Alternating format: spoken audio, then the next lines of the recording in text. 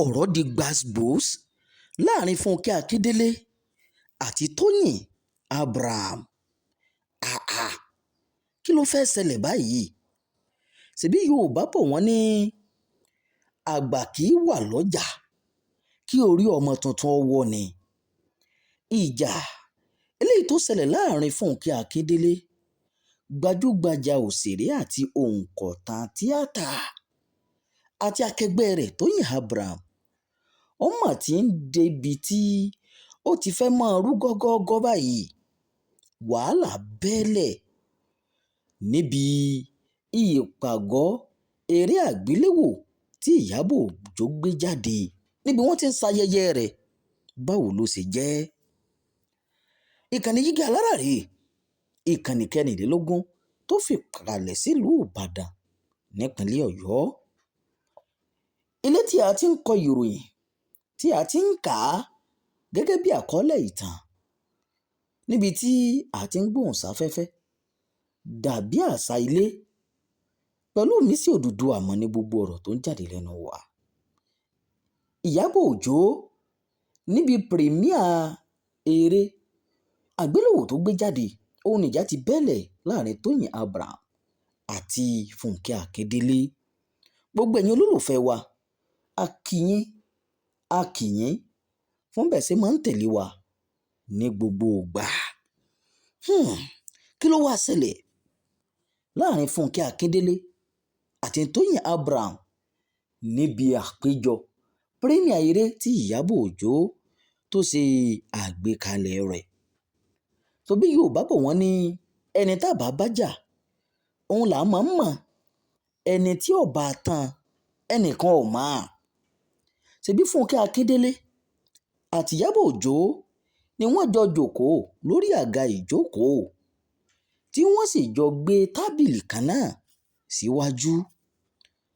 Ìyábọ̀ Òjó àti Fúnkẹ́ Akíndélé tó fi mọ́ àwọn tí wọ́n jẹ́ akẹgbẹ́ wọn míì ò ní wọ́n wà lórí ìjókòó náà kó tó di pé Tóyìn Abraham kó tó di pé ó wọlé dé. Lára àwọn tó tún wà ń bẹ̀ tó jẹ́ gbajúgbajà òṣèré orí ìtàgé, ohun tó ní Mercy Aigbe, níbi tí wọ́n jókòó sí tí Tóyìn Abraham wọlé bá wọn ló ti bẹ̀rẹ̀ sí ní kí wọn. Ìyábọ̀ Òjó àti Mercy Aigbe, àwọn méjèèjì wọ́n dá Tóyìn Abraham lóhùn, ṣùgbọ́n Fúnkẹ́ Akíndélé ó gbójú. ṣebí ìjà tá a bá mọ̀ọ́mọ̀ dálẹ̀ kì í pani. Fúnkẹ́ Akíndélé gbójú, kò tiẹ̀ rí Tóyìn Abraham gẹ́gẹ́ bí ẹni tí wọ́n tiẹ̀ jọ jẹ́ akẹgbẹ́ nínú eré eléyìí tí wọ́n máa ń ṣe. ọ̀rọ̀ yìí ó di àríyànjiyàn nígbà tí fọ́nrán eléyìí bọ́ sórí ẹ̀rọ ayélujára. Àwọn èèyàn bẹ̀rẹ̀ sí ní sọ̀rọ̀, wọ́n ń dá Fúnkẹ́ Akíndélé, wọ́n ń dá a lẹ́bi.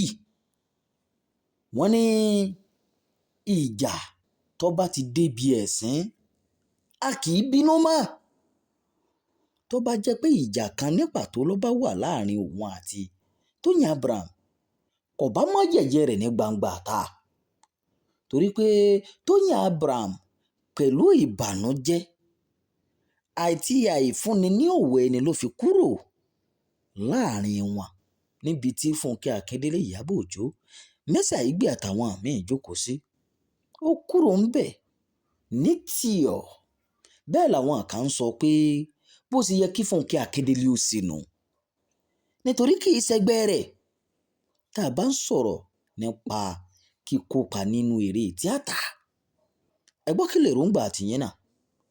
sọ yẹ kí Fúnkẹ́ Akíndélé ó ṣe bẹ́ẹ̀ kódà bíjà bá ń bẹ láàrin wọn, àbí ẹ̀yin ó ṣe bẹ́ẹ̀, àbẹ́yìn ń kí i pé ó ṣe é ọmọ ọ̀dọ̀ rere.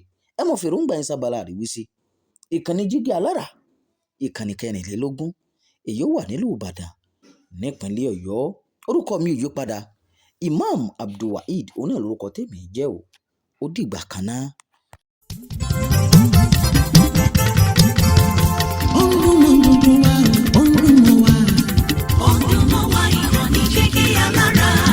Jígí Alára, ìkànnì ìlú mọ̀ọ́dúnrún ẹsẹ̀. Ọdún mọ́wá ìkànnì Jígí ètò tó ń lani lọ́yẹ̀ wà ń bẹ̀. Ó dùn mọ́ wa ìkànnì Jígí Alára. ìròyìn lóríṣiríṣi tàbí mọ bó ṣe ń lọ láwùjọ.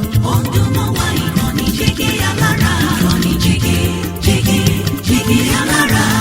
Jígí, Jígí, Jígí Alára. Jígí, Jígí, Jígí Alára. Jígí, Jígí, Jígí Alára. Ìkànnì Jígí Alára 24 bàbá gbogbo.